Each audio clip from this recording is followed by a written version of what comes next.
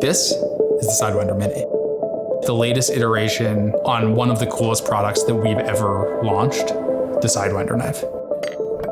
I was out to dinner with some friends and Chen was there. We were at a Korean barbecue place in Flushing, Queens, which is a great thing to go do. I actually brought this with me, just thought that I could ask Zach or Hunter for their expertise in how we could get this thing manufactured. In the middle of the meal, Chen reaches across the table and he's like, "Hey, Zach, check this out." I go to open it and there's this movement that is incredibly surprising. It does something that is unlike anything I've ever seen before.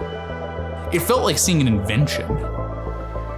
These are some of the earlier prototypes. There's no locking mechanism. There's some physical problems where they bind, and if any of these pieces are slightly out of tolerance, they just won't fit. At that time, it was sort of a rough gem. I knew that we could add a lot of value. So I proposed that to him basically instantly. I said, would you be open to us launching it as a collaboration?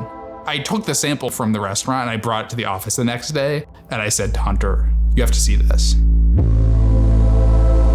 Chen and Kai Williams are really creative explorers. They play with materials, they cut things up, they recombine them. They toe the line between design and art. In the instance of the Sidewinder knife, it goes back to Kai's experience with parallel rulers as a kid and having this hunch that that could be applied to something else. I was using this as an 8-year-old child as a toy sword. It's an abstract of geometry that's shown in physical form. We worked with Craig Hill because we've always looked at them with awe, not understanding how they manufacture to this level of precision. We spent a couple years really refining. We kept hitting these roadblocks, thinking we'd solved a problem. It's not quite resolved over and over again. And we had a enduring belief that if we could make it work, people were gonna like it. So we launched it in March. This is insane. The response was frankly overwhelming. How'd you guys make this? Isn't that the most satisfying handle you've ever seen? The knife to me always was a sort of a desk object. It was a kinetic toy along the lines of Craig Hill's other puzzles. We wanted the hand feel to be substantial, but perhaps it's a little bit too much to be in your pocket all day.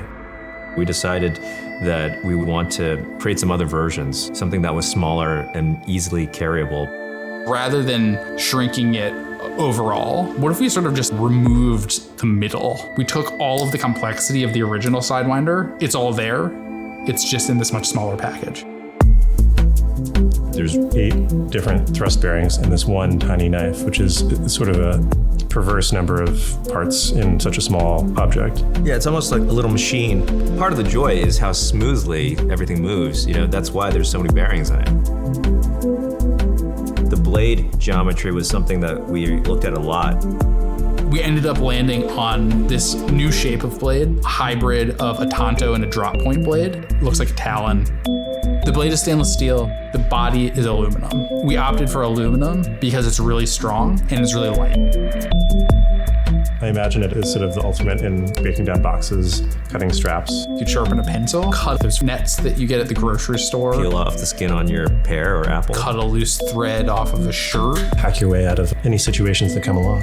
Yeah, I mean, you know what knives do. We also decided to make a deluxe version. Hunter and I have always been big fans of Chen and Kai's approach to ornamentation. For a very long time, we've been using abalone shell. Abalone shell is this microcosm in the world that you can stare at for hours. Each dot has different colors because each shell is different. We are able to bring natural variation into something that is machined and very much man-made object. How inventions almost always occur is it's the unexpected recombination of existing things, but no one had yet seen their potential. I think our brains are always looking to match shapes. When things click together, I think there's just something incredibly satisfying to us. It's like, we did it, or something, you know? You completed the problem. Yeah. There's 11 of us here in our office in Brooklyn, and a lot of our ability to take the risks that we have, we've been afforded the opportunity by the Kickstarter community. And it's also allowed us to stay independent and to be developing new objects that scratch the itch of the folks who are pumped about the same things that we are.